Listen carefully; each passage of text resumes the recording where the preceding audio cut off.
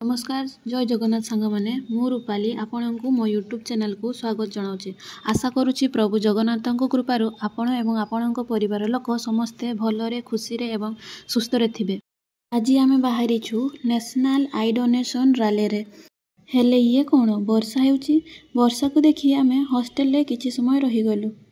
किछि समय परे वर्षा छाड़ीबार देखी आम बाहरी गलु रैली रे। आपण जानिछन्ते कि पूरा पृथ्वी रे 4 कोटी अंध लोक अछंती।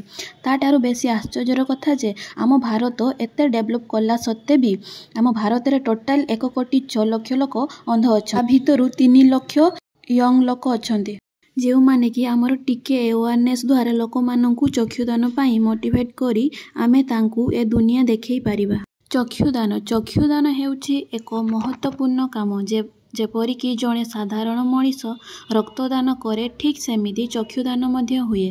फरक एतिकी जे रक्तदान जड़े मनीष बंचिबा समय रे रक्तदान करि थाए किंतु चक्षुदान जड़े मनीष मरिबार 6 ରୁ 8 घंटा भितर चक्षु बाहर करा जिबा उचित। एथिपाई मात्र 15 ରୁ 20 मिनिट समय लागि थाए। चक्षुदान कहिले आमे साधारणतः भाबी थाउ जे पूरा आँखी को कढ़ा जाए, सेटा भूल धारणा।